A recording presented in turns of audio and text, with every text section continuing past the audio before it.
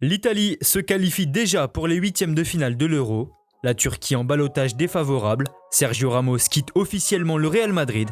Memphis proche du Barça et le mercato des clubs de Ligue 1.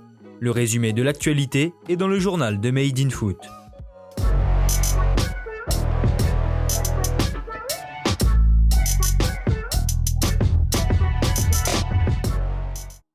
La squadra Azzurra a déroulé.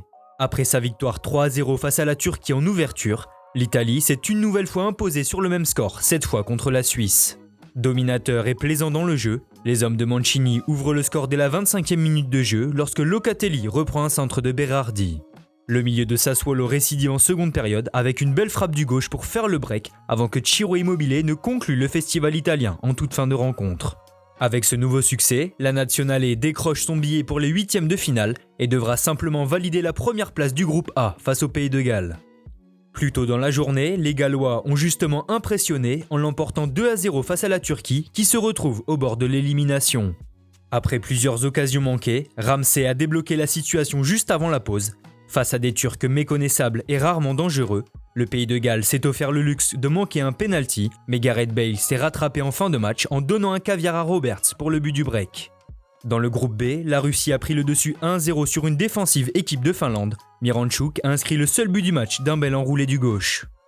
3 matchs seront à suivre aujourd'hui avec Ukraine-Macédoine du Nord à 15h, Danemark-Belgique à 18h et Pays-Bas-Autriche à 21h.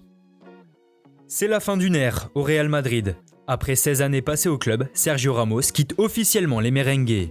En fin de contrat au 30 juin prochain, le défenseur espagnol de 35 ans n'a pas trouvé d'accord avec les dirigeants madrilènes pour prolonger.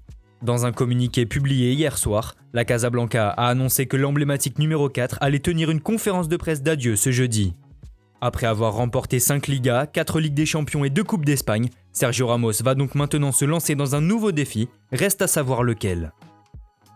En Espagne, toujours, l'arrivée de Memphis Depay au FC Barcelone n'est plus qu'une question de temps. Associé au club catalan depuis de longs mois, l'attaquant néerlandais de 27 ans a fait une grosse annonce hier. Soyez patients et les nouvelles arriveront. Il faut attendre, mais je dirais que l'on pourrait bientôt être définitivement fixé, a-t-il déclaré face aux médias.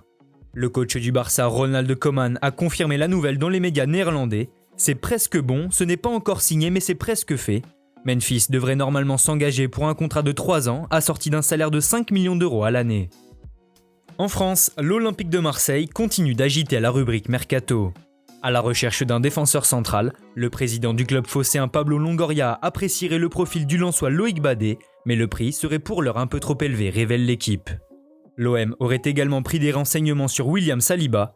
De retour à Arsenal après son prêt à Nice, le Français de 20 ans ne devrait pas rester chez les Gunners qui aimeraient vendre l'ancien Stéphanois, mais Marseille préférerait un prêt. Côté arrivée toujours, celle de Konrad de la Fuente reste en suspens. Alors que tout semblait réglé entre l'OM et le Barça pour l'arrivée de l'ailier américain, un désaccord est survenu lors des négociations. Marseille souhaiterait obtenir un prêt avec option d'achat facultative, tandis que les Blaugrana veulent eux un prêt avec une option d'achat obligatoire à 5 millions d'euros. Également en quête d'un gardien, le club phocéen pourrait-il tenter le coup pour André Onana ? À 25 ans, le Camerounais est sur le départ de l'Ajax Amsterdam et selon Goal, 3 clubs de Ligue 1 dont les noms n'ont pas filtré sont venus au renseignement. En France, seules 3 formations susceptibles de pouvoir attirer Onana surveillent le marché des gardiens. L'Olympique de Marseille donc, l'AS Monaco et le LOSC, orphelin de Mike Maignan depuis son départ pour l'AC Milan. Enfin, on termine ce journal à Montpellier où 5 joueurs vont quitter le club à la fin du mois. Hier, le club héroltais a annoncé que Amour, Benchama, Dolly Youn et Kaiboué ne seraient pas conservés à l'issue de leur contrat, expirant au 30 juin prochain. Merci à tous de nous avoir suivis. N'hésitez pas à vous abonner, liker et partager. On se retrouve très bientôt pour un nouveau journal.